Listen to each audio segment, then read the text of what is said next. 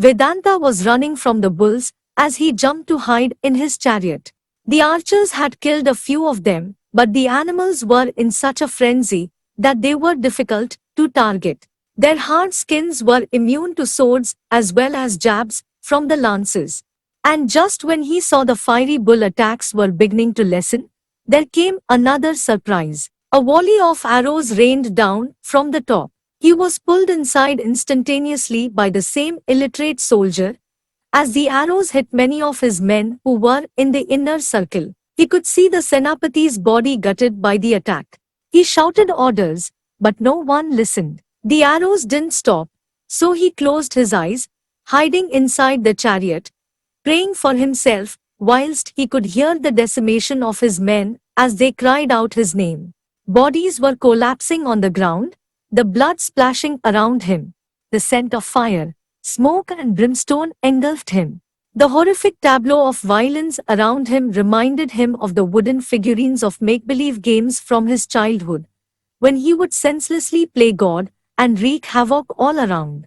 Today, he felt nauseous of the violence. And then the arrows were gone. Silence reigned where moments ago there were deafening sounds of destruction. Vedanta moved from the chariot and made his way outside. He could see the bloodshed all around him, bodies piled over each other.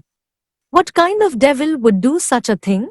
The commander from the inner circle appeared. Your Highness, what should we do? We have lost a huge number of men. We can't even move now since. I know. Just hold on for now.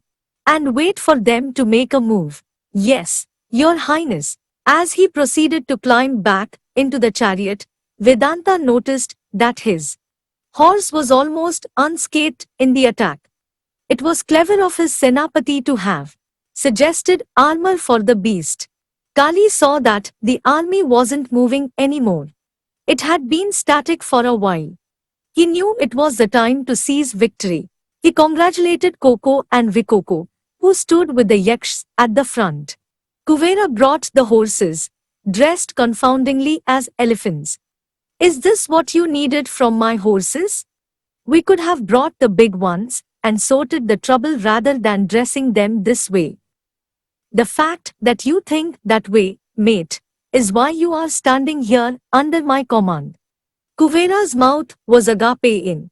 That was when Raktapa and Vasuki entered the scene, for they were already witnessing all of it from the confines of their tent.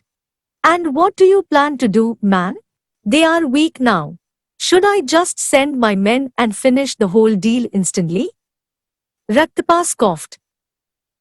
No need now really, Kali said. I'm going to offer them a truce. Vasuki growled, truce? What a joke. I'm not humoring you, Prince Vasuki. Kali's voice hardened. I'm going to offer them the truce. Raktapa, Vasuki and Kuvera laughed at this declaration.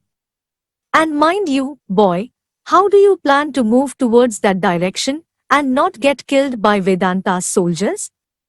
Oh, he won't kill me. Kali sat on the elephant-trunked horse, with Koko and Vikoko on the side. So sure are we.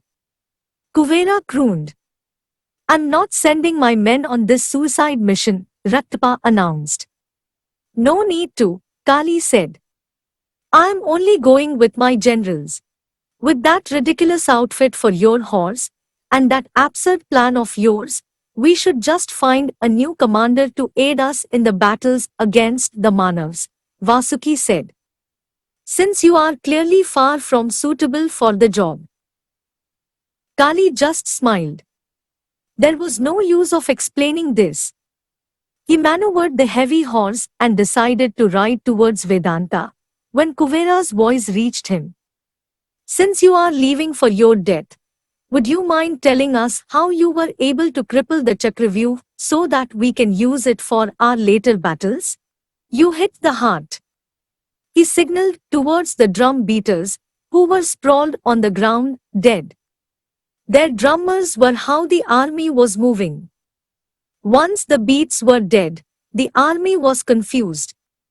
The beats made the synchronous structure, and I just pulled away the structure when the bulls became their distraction. Now, no matter how many people they have in the huddle over there, they are confused, scared, and most of all broken. They don't have any heart to follow. And that's where we need to hit now. And he rode on. But he could hear the sly whispers in the back, coming from Raktapa. Not so ridiculous after all, he said. Vedanta could feel the major energy drop amongst his leftover army. They all stood still, with their weapons and shields intact, but they didn't have the same confidence anymore. A few of them were pulling across the injured men, close to the caravans for medical aid, while others were drinking from the water canisters placed on the mules. He thought he would have won the war, with no hassle since the outcasts were weak and scattered, mired in their own factional politics. Thus, he had brought a relatively small army than what he had back in his kingdom. His arrogance was his downfall clearly, as here the outcasts were a cohesive unit. Vedanta cursed himself, for he wished that he had listened to the messages his allies had sent from Suregarh and Varungarh, which had been taken hostage by the scoundrel outcasts. The remaining cities were already controlled by them, and the last one was Indragarh, the capital of Illavarti. And here he was, facing the ultimate penalty for his vain belief in his own power. And then in the midst of his thoughtful musing, he heard the cry of his commander. The envoys are coming from the rival camp. Kill them from afar, Vedanta yelled back. All right, Your Highness. And then he paused. Vedanta stepped forward to see 3 soldiers moving towards them, but riding atop baby elephants. They stopped 10 paces away from them. I said kill them. My lord, we can't. Why not? Vedanta growled. They are riding on baby elephants, the animal vehicle of Lord Indra, the Lord we worship. Vedanta reluctantly saw the point. He moved forward, with his commander on the side cribbing about how they should send a bird for backup to Rajgir, the royal palace of Indragarh. He knew they would take at least 5 to 6 hours to reach the battle zone. Vedanta walked ahead of his defense, stopping and staring at the rival envoys, who were swathed in the light from the weak morning sun. What do you want? Asked Vedanta, his voice roaring. The envoy in the middle came off of his baby elephant and walked over. He was a tall man with jet black hair, a fair cherubic face, a disarming smile, and golden eyes. He was a handsome lad, no doubt, but he was devious, the way his eyes pierced Vedanta's soul. I am humbled to say my name is Kali. So you are the man who is leading the war against the Manavs, destroying my men and allying with the treacherous outcasts. The Tiavanbiales, my friend, aren't outcasts. They have equal rights, and that's what they and I have been fighting for. His voice grew louder for the soldiers to hear him now. We don't want any more wars since both of us have suffered tremendously. We come with peace. And what if we don't want peace? You see, what if I cut off your head and send it back? With no one to lead the outcasts, they'll suffer. You may try, he mocked.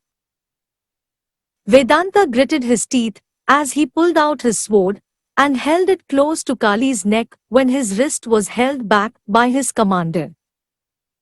No, Your Highness. How dare you stop me? I wouldn't have, Your Highness, if it wasn't for that. The commander signaled over to the back, where the other 2 envoys with Kali had their swords held across the baby elephants' necks, ready to cut. You threaten me with my own beliefs. I never thought that my faith would hinder me in my progress. Kali began to walk around Vedanta like a demanding, dark force.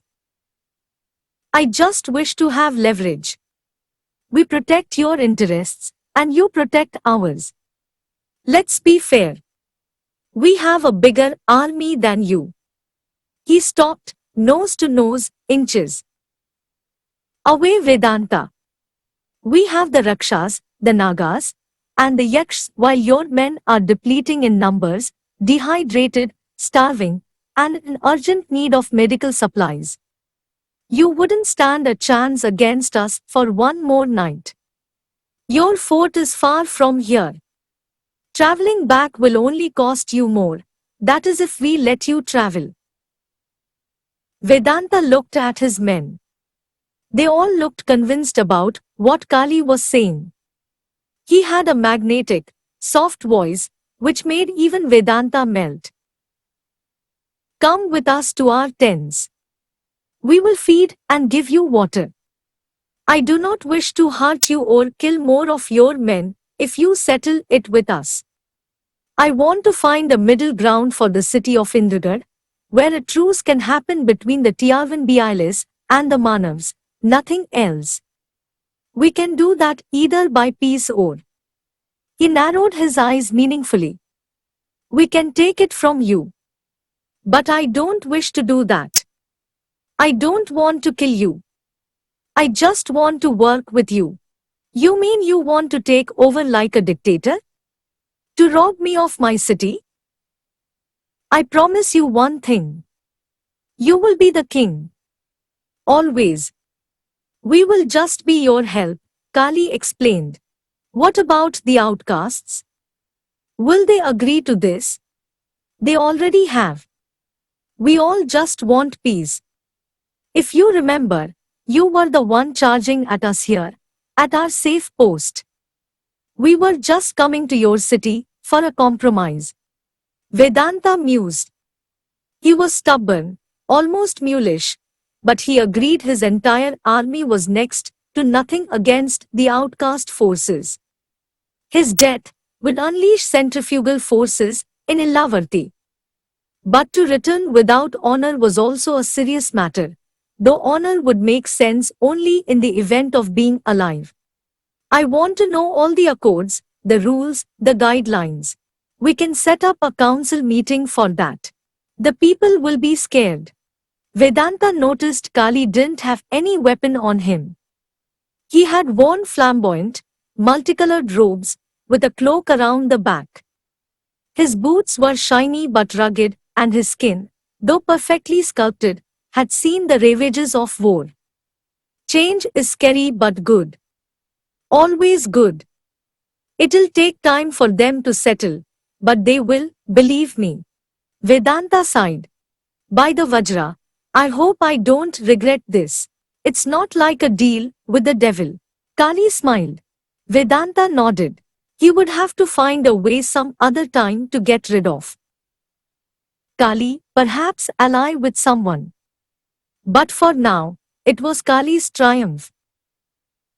At the outskirts of Indragarh, the city was well equipped with a number of villages, which aided the urban elites with agriculture, mining and husbandry.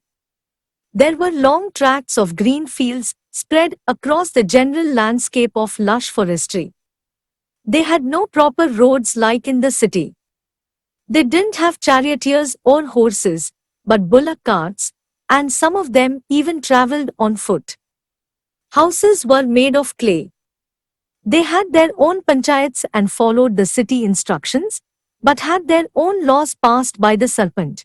Out of these villages, one of the most sheltered ones was Shambhala, a 500 people strong tenement, where inhabitants knew each other by the first name. They were famous for cow grazing and the exportation of milk to the city, and thus they had flourished the most. Shambhala was even gifted with large terrains and caves that no one dared to enter for fear of bad luck. There were sculptures and trees more than 20 feet in height. The biggest one was where Sarpanch Devdutt would sit with his men and pass judgments. Arjan Hari was the first to know about the ill-fated news. Indragarh had been taken over. This was the talk of the village when Sarpanch Devdutt instructed the villagers to welcome the change open-heartedly. They say King Vedanta was defeated by the outcasts. The Tiavanbialis are scary people. Will they come after us? Villagers murmured, and whispers and rumors flew fast. Devdatta promised that no such thing would happen if the compromise was met. We knew the day would come where we would have to look up to new leaders. I have got the news firsthand that they do not seek the destruction of Indragarh, but want a settlement for everyone to live in peace and harmony. He pulled out a golden-colored parchment and said, "We have been given the royal decree that even though there are changes in the city administration, the villages wouldn't be affected, and the relationship between us will remain absolutely the same as before. And if only we rebel, only then we shall be punished. Now let's hope it doesn't come to that, people." Same as before, a little stricter, but yeah, same indeed. Some said, "Bah! What horse shit!" While others said, it could be well for the development of Illavarthi. Arjun partially knew the truth though, from what he had heard about the other cities. Unlike the villagers, Arjun had heard rumors about what had happened with Suryagarh. The entire treasury had been looted away, the army was replaced, and the king was just a mere puppet. But most of all, the villages were burnt, and instead cities had been erected. They cared about development, but in the wrong sense. In the name of harmony, the Tiavanbialis spread anything but that. He left the meeting and rushed to his hut, where he had some bread, vegetable soup with his mother, Sumati Amma. "Where is your brother?" "Absolutely no idea. Must be loitering around with that girl." "Lakshmi?" "Yes. I suppose. You can't blame him for being with her today since she came from the city after many years," Arjun laughed. "Did you hear about King Vedanta?" "Yes. And I hope it doesn't affect us." Arjun assured it wouldn't, though he knew he was lying to her. "I just hope we get to keep our jobs, since we have worked so much on it." You can't really believe the Tiavanbialis. They are capable of just destruction and death. No one will steal from us. She paused and composed her words. "Not when I have a brave warrior in our house." "You mean Kalki?" "No, you." She smiled. Arjun chuckled. "Thank you for the kind words." Arjun came to his feet with his wooden ball, moving to the sink and pouring some water from the jug to clean it. Kalki had always been the more jovial and casual son, while Arjun had been the dependable one. It was a surprise how maturity struck Arjun earlier than Kalki, since Arjun was 8 years younger than him. "Are you leaving for work?" Sumati Amma asked. "Yes." And he placed the washed ball on the side.